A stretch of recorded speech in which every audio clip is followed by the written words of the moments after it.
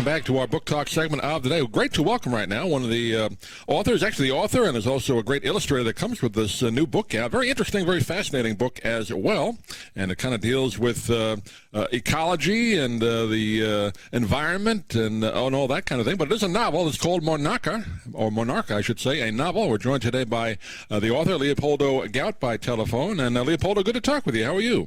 I'm excellent. I'm calling from Mexico, so it's pretty wild that technology, it is working for now. It is amazing. I get to talk to people from all over the country, sometimes other countries, and you're the first from Mexico. I've had a couple from Canada, so great to have a chance to chat with her for a few minutes about this book. And I read through it. I usually don't do a lot of novels on the show. We just do usually nonfiction books, but I wanted to have you on when I got the notes about it, because not only is it a kind of a fable or a novel that you tell in the story, it deals with the monarch butterflies, but it also has to do with kind of saving the planet a little bit. I was kind of surprised about the state of the butterfly. So talk about that a little bit. Absolutely. Well, I come from Mexico. I live in New York, but right now I'm in Mexico shooting a Netflix show. And ever since I grew up, I would travel to the sanctuary of the monarchs, and it was like nothing you've ever seen before. It's like a rainbow of extraordinary proportions. These incredible creatures by the millions, they come to this one little town, one little forest in Michoacan, Mexico. And just the experience of it is transformative. And I wanted to try to create in this book not only a story for my daughter, because when I brought her for the first time when she was a little girl, many of the butterflies would land on her head. And we didn't understand why, but she would attract them in a very beautiful way. So I started to write there and then about them, just in terms of pure beauty. But then as I did my research, as everything I do, I go into these rabbit holes of research. I realized that they were in danger and that the Mexico that I experienced as a kid was changing because of climate change.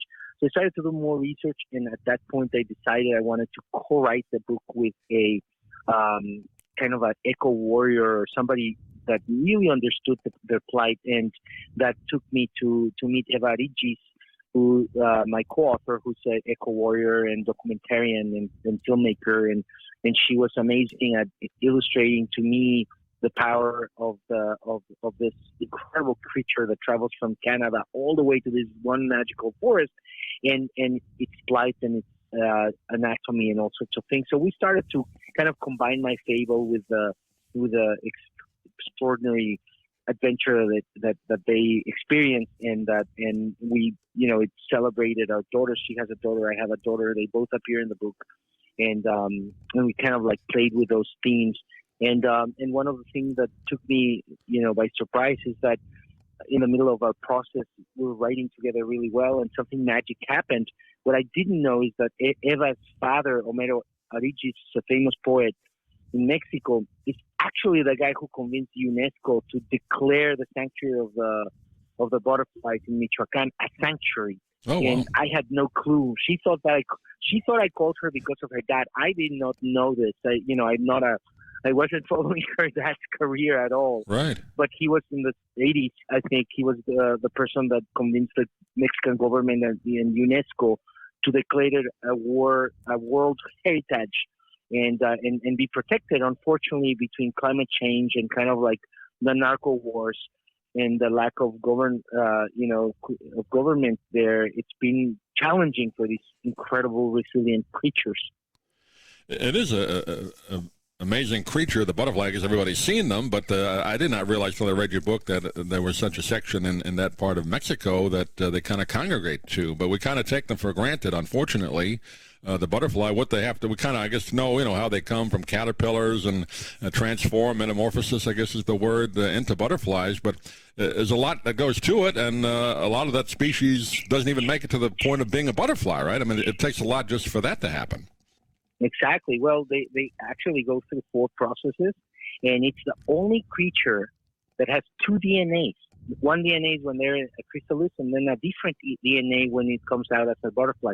And scientists think that maybe perhaps that it was 2 creatures that kind of merged together to create one creature. But it's really spectacular, and a little bit of those themes in the fable that we wrote and created. It's that the smallest, most delicate creature can change the world, because they really do. They pollinate flowers all through, from Canada all the way to Mexico, and they're part of the ecosystem, and they keep the thing running. I mean, they really are more important than we can imagine in terms of the state of nature, the delicate state of nature. Right.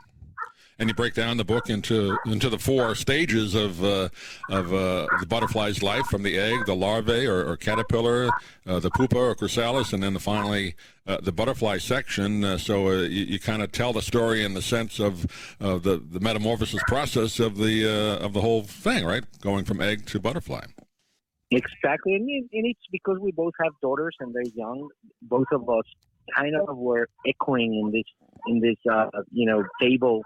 We were echoing that experience, that our daughters were growing, and that they were going through a huge change, and to cause curiosity to them of how wonderful the world is and how we are all interconnected. Every living creature of this planet is interconnected to the other, and it's, in these dark times when there's so much like things that are going on and so much stress, we wanted to make a ray of sunshine. We wanted to do a book that people feel happy when they see it. We wanted to make a book that is for all ages, for people of all ages to kind of join forces and have something tactile and beautiful that reminds us that nature is incredible and it's awesome, and you look at nature and it can change your life, and how wonderful it is, and that sense of awe, because it's what I felt when I saw those forests covered with butterflies and on the trees in Michoacan, and it's such an incredible sensation that I wanted to inject that a little bit of that sense of awe into the book. And again, without giving too much of the story or any of the story away, but something happens to the main character that puts that character in a situation that really tells the story well. I guess I'm not giving away too much by saying that, right? But I mean, it puts them right in the middle of what happens to these butterflies.